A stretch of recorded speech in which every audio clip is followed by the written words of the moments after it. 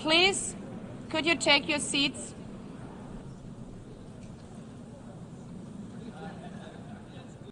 Let me begin with two words we have not been able to say often enough in this hall. Madam President.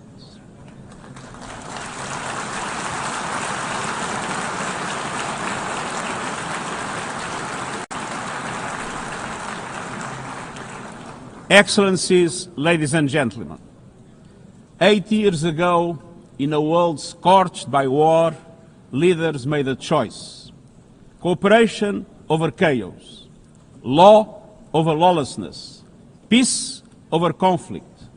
And that choice gave birth to the United Nations, not as a dream for perfection, but as a practical strategy for the survival of humanity.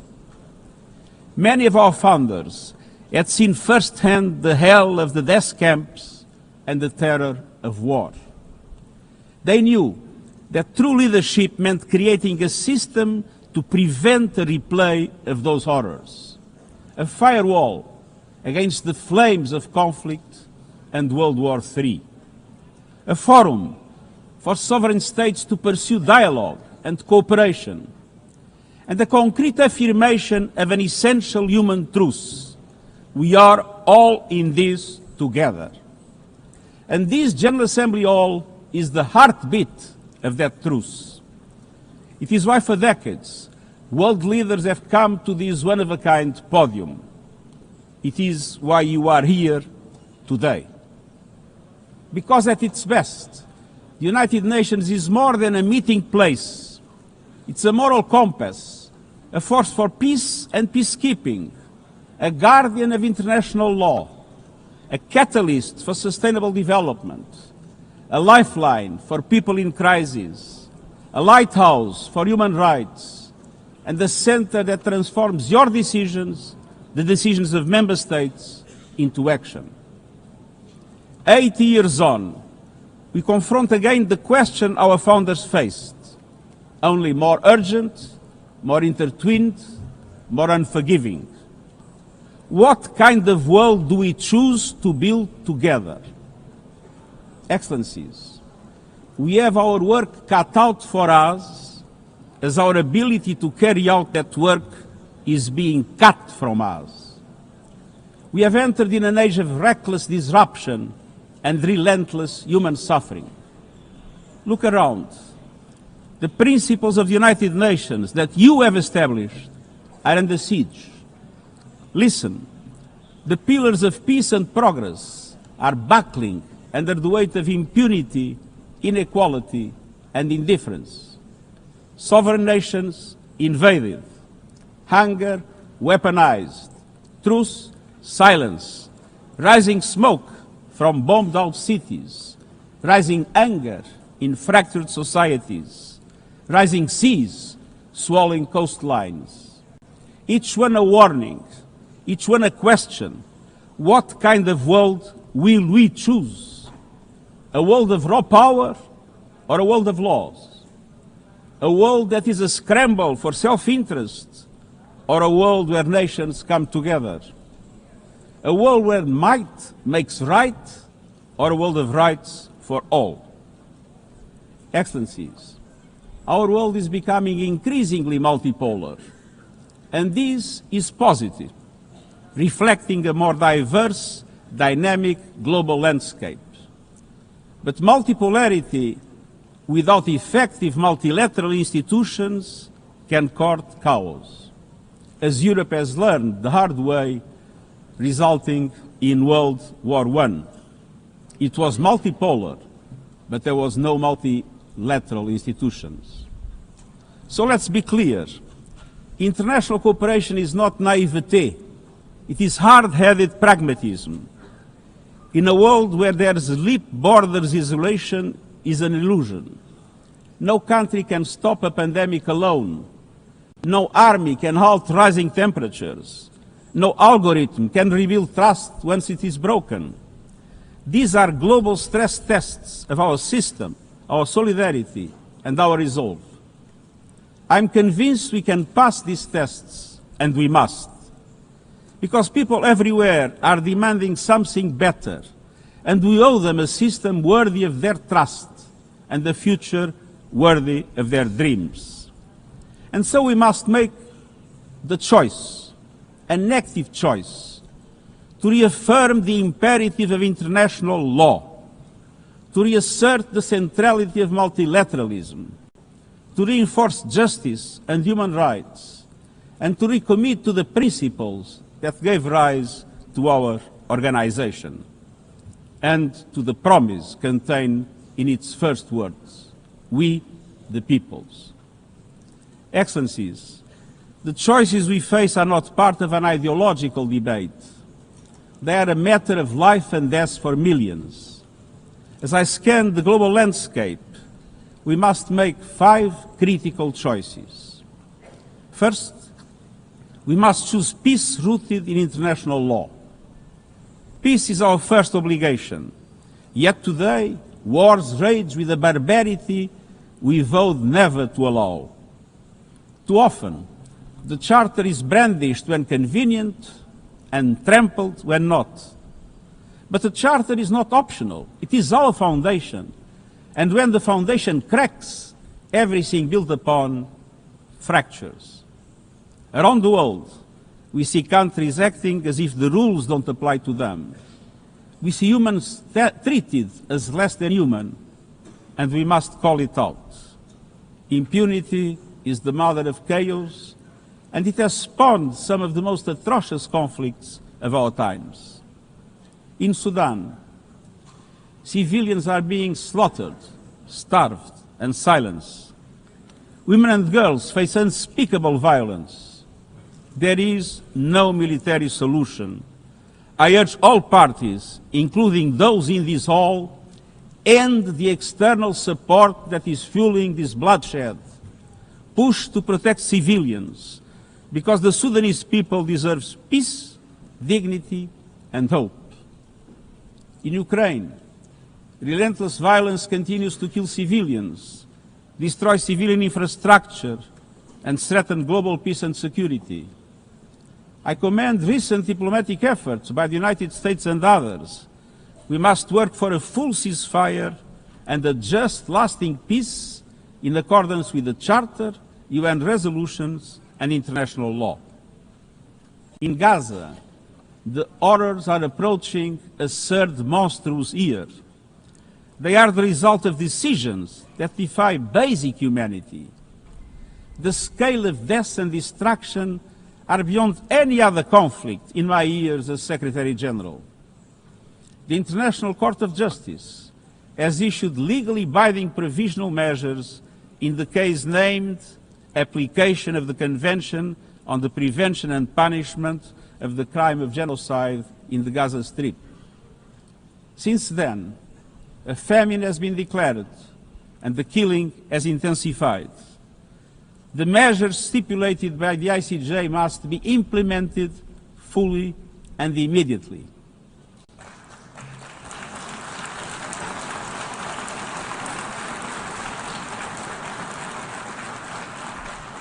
Nothing can justify the horrific Hamas terror attacks of October 7 and the taking of hostages, both of which I have repeatedly condemned. And nothing can justify the collective punishment of the Palestinian people and the systematic destruction of Gaza. We know what is needed. Permanent ceasefire now. All the hostages released now. Full humanitarian access now. And we must not relent in the only viable answer to sustainable Middle East peace, a two-state solution as so eloquently reaffirmed yesterday. We must urgently reverse dangerous trends on the ground. Relentless settler expansion and violence, and the looming threat of annexation must stop. Everywhere, from Haiti to Yemen, to Myanmar and the Sahel and beyond, we must choose peace anchored in international law. The past year has brought glimmers of hope, including the ceasefire between Cambodia and Thailand, and the agreement between Azerbaijan and Armenia, brokered by the United States. but far too many crises continue unchecked. Impunity prevails, lawlessness is a contagion, it invites mayhem, accelerates terror, and risks a nuclear free-for-all. When accountability shrinks, graveyards grow. When UN staff and facilities are attacked, violating legal obligations, so too is the core of our ability to serve and deliver. The Security Council must live up to its responsibilities. It must be more representative, more transparent, and more effective. And beyond crisis response, we must tackle the injustices that ignite conflict: exclusion, inequality, impunity, and corruption. The surest way to silence the guns is to raise the volume for justice. Real security is born of fairness and opportunity for all. Excellencies, this leads me to my second point. We must choose human dignity and human rights. Human rights are not an ornament of peace, they're its bedrock. Human rights, economic, social, cultural, political, and civil, are universal, indivisible, and interdependent. Choosing rights means more than words. It means choosing justice over silence. It means protecting freedom and civic space, advancing equality for women and girls, confronting racism and discrimination in all its forms, protecting human rights defenders, journalists, and freedom of speech, and upholding the rights of refugees and migrants so that mobility is safe and in accordance with international law. Human rights are a daily battle, online and offline. They require political will. But dignity is not only about the protection of rights. It is about rights fulfilled through inclusive and resilient development. Rights that put an end to poverty and hunger. Rights that open doors to education, health, and opportunity. The Sustainable Development Goals are our shared roadmap for achieving these rights. But in order to make progress down this road, we need fuel. And that fuel is finance. We've seen what development done right can deliver. In the past decade, millions more have gained access to electricity, clean cooking solutions, and to the internet. Child marriage is in retreat. Women's representation is growing, but cuts to aid are wreaking havoc. They are a death sentence for many. For so many more, a stolen future. This is the great paradox of our time. We have the solutions, but we are siphoning off the fuel that would make it possible to make progress. To choose dignity, we must choose financial justice and solidarity. We need to reform the international financial architecture so that it drives development for all. With bigger and bolder multilateral development banks, lending more, and mobilizing more private capital for developing countries, with faster and fairer debt relief mechanisms, helping every country in crisis, including middle-income countries. Protecting natural resources by tackling illicit financial flows and abusive tax practices that rob societies of their future. And global financial institutions that represent today's world, with far greater participation of developing countries in terms of their composition and their decision-making. So let us choose a global economy that works for everyone, men and women. Let us choose human rights and dignity. And let us equip ourselves with the means to ensure a transition for people and the planet. Excellencies, this brings me to the third choice. We must choose climate justice. The climate crisis is accelerating, but so are the solutions. The clean energy future is no longer a distant promise. It's already here. No government, industry or special interest can stop it. But some are trying, hurting economies, locking in higher prices and squandering a historic opportunity. Fossil fuels are a losing bet. Last year, almost all new power capacity came from renewables, and the investment is surging.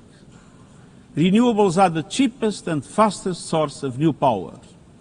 They create jobs, drive growth, shield economies from volatile oil and gas markets, connect the unconnected, and can free us from the tyranny of fossil fuels.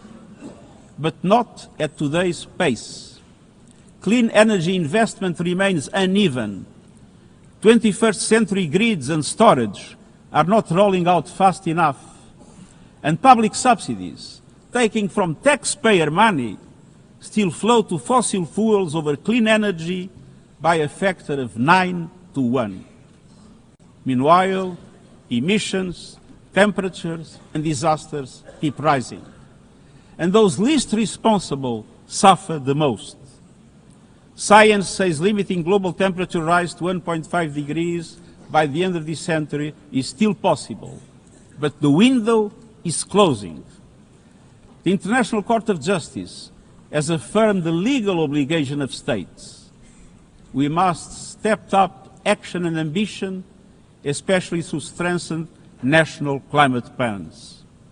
Tomorrow, I will welcome leaders to announce new targets. The G20, the biggest emitters, must lead, guided by common but differentiated responsibilities. But all countries must step up and do more as we head to the UN Climate Conference in Brazil. By accelerating action in energy, forests, methane and industrial decarbonization. By defining a credible roadmap to mobilize $1.3 trillion annually in climate finance by 2035 for developing countries. By supporting just transitions, by doubling finance for adaptation to at least $40 billion this year, and rapidly deploying proven tools to unlock billions more in concessional finance. And by capitalizing the Loss and Damage Fund with significant contributions. All of these requires government, international financial institutions, philanthropies, civil society, and the private sector to work together, to provide fiscal space to developing countries and unlock new innovative sources of finance at scale, including solidarity levies on high-emitting sectors and debt swaps. We have the solutions and tools, but we must choose climate justice and climate action. Fourth, we must choose to put technology at the service of humanity. Artificial intelligence is rewriting human existence in real time, transforming how we learn, work, communicate, and what we can trust. And the question is not how to stop it, but how to steer it for the greater good. Technology must be our servant, not our master. It must promote human rights, human dignity, and human agency. Yet today, AI's advancement in outpacing regulation and responsibility and is concentrated in a few hands. And the risks are expanding to new frontiers, from biotech to autonomous weapons. We are witnessing the rise of tools for mass surveillance, mass social control, mass disruption, and even mass destruction. Tools that can drain energy, strain ecosystems, and intensify the race for critical minerals, potentially stoking instability and conflict. Yet, these technologies remain largely ungoverned. We need universal guardrails and common standards across platforms. No company should be above the law. No machines should decide who lives or dies.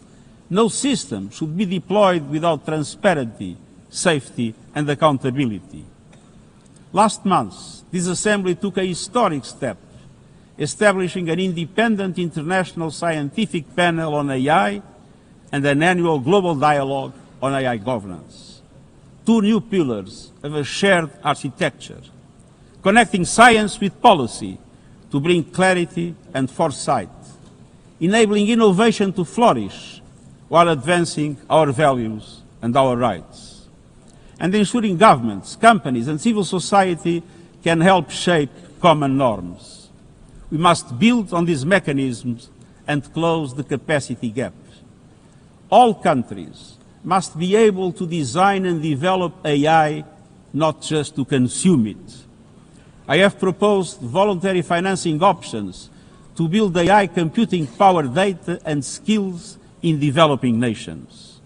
No country should be locked out of the digital future or locked into systems it cannot shape or trust. And governments must lead with vision, and companies must act with responsibility. And we, the international community, must ensure that technology lifts up humanity. So let us choose cooperation over fragmentation, ethics over expediency, and transparency over opacity.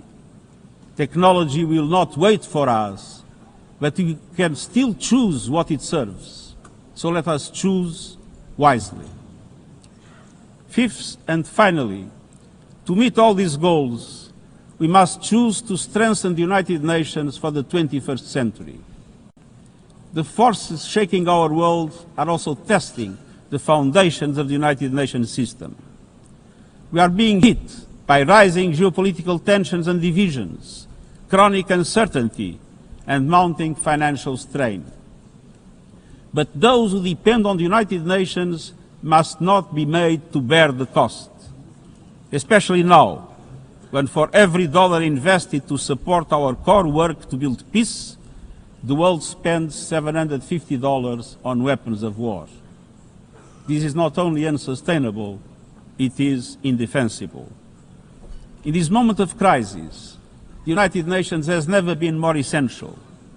The world needs our unique legitimacy, our convening power, our vision to unite nations, to bridge divides and confront the challenges before us.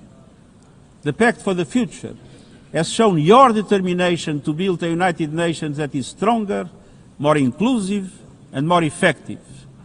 That is the logic and the urgency of our UN80 initiative. We are moving swiftly and decisively.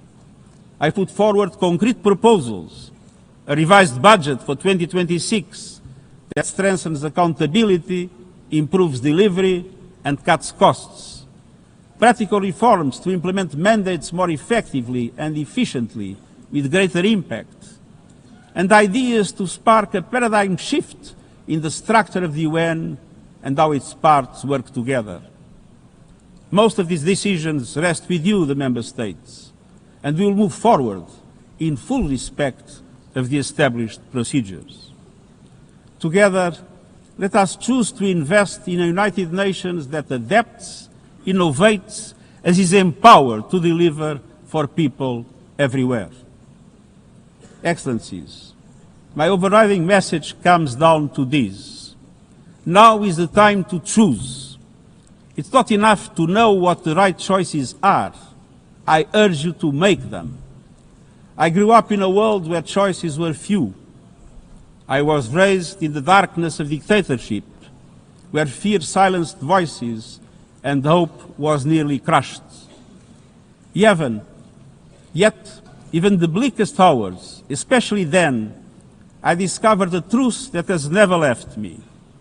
Power does not reside in the hands of those who dominate or divide.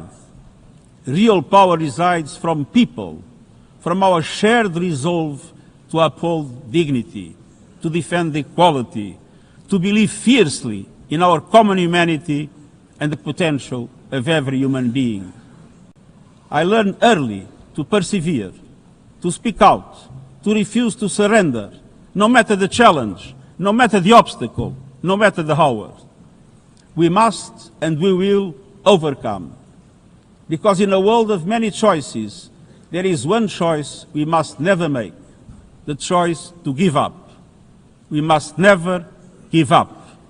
That is my promise to you, for peace, for dignity, for justice, for humanity, for the world we know is possible when we work as one. I will never, ever give up. Thank you.